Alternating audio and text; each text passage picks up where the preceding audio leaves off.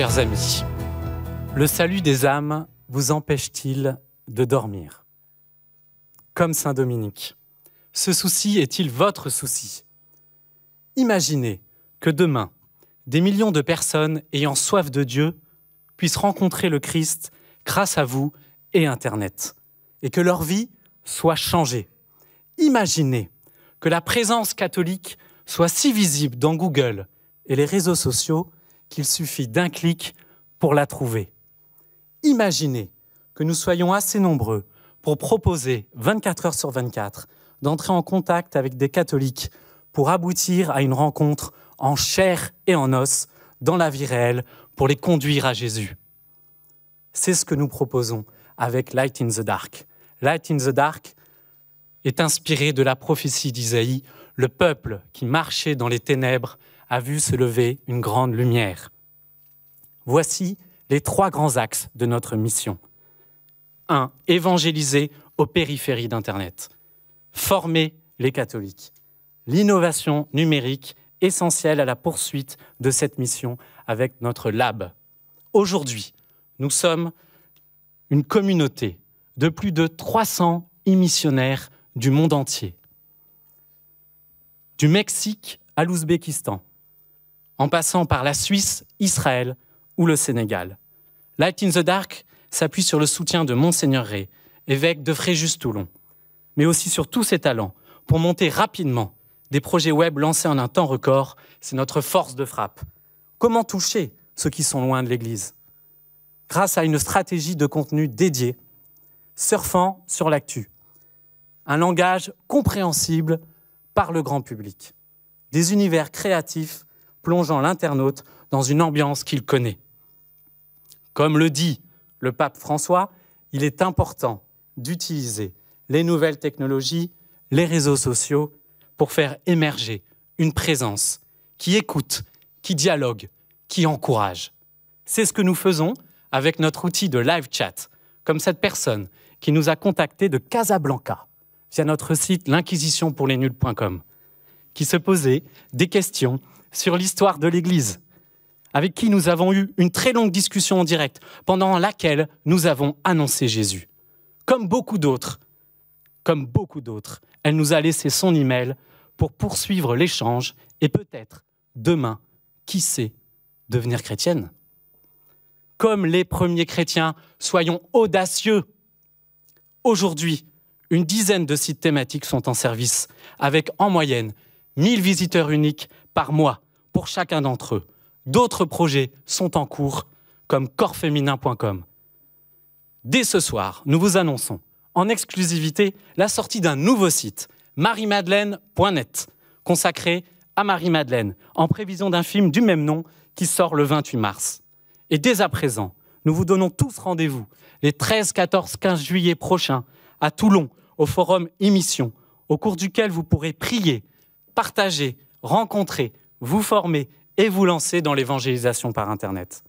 Parce que la bonne nouvelle est gratuite. Tous nos services sont gratuits, mais leur fonctionnement a un coût pour nous. Le modèle économique de Light in the Dark repose donc exclusivement sur le don, comme toutes les missions d'évangélisation de l'Église depuis 2000 ans.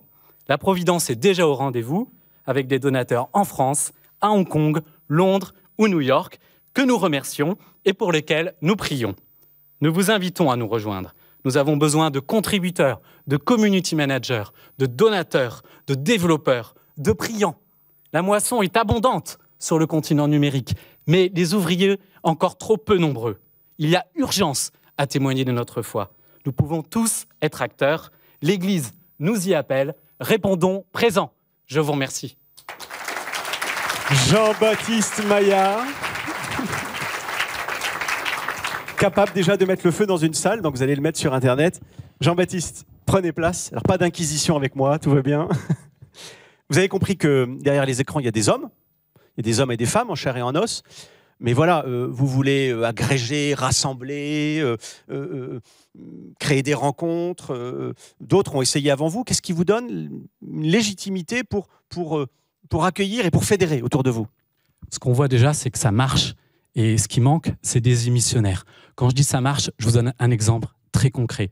Récemment, sur un de nos sites, on a reçu un message qui nous disait « Je ne suis pas baptisé, mais j'ai envie de revenir vers Dieu, je ne sais pas comment le trouver, je ne sais pas vers qui me tourner. D'ailleurs, je ne sais pas si je suis sur le bon site, nous dit cette personne, ni peut-être même sur la bonne rubrique, encore moins. Mais voilà, j'ai envie d'avancer et j'ose pas aller voir des jeunes. Et pardonnez-moi, mon père, j'ose pas aller voir un prêtre, parce qu'aujourd'hui, c'est le cas. Les prêtres, malheureusement, parfois font peur.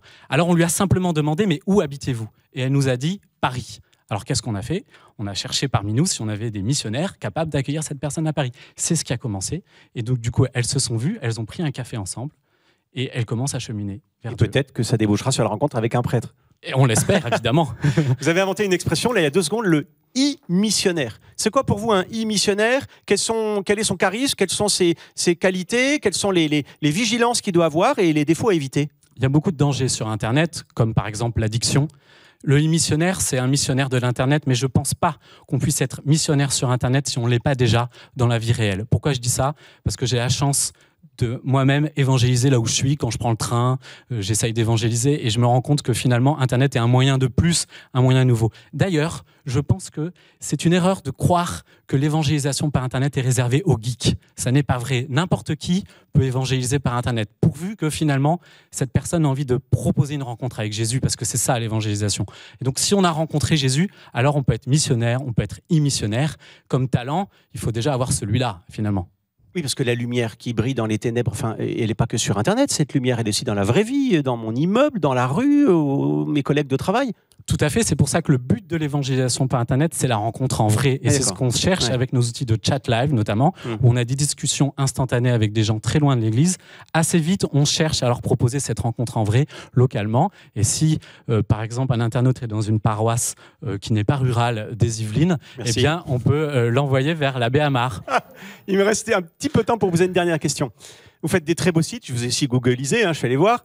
Peut-être que certains d'entre nous qui sont là sont déjà aussi dessus en train de regarder. C'est magnifique, vous avez des outils très beaux, mais vous savez, il y a la forme, mais il y a aussi le fond. Et lorsque je fais beaucoup de formes, lorsque je m'attache au nombre de followers, au nombre de gens qui me suivent, etc., est-ce que je risque pas d'oublier le fond? C'est une question très importante. Il se trouve que, figurez-vous, et c'est aussi pour ça que je suis très heureux d'être ici ce soir, c'est que j'ai eu la chance de suivre 2 années de formation au Collège des Bernardins.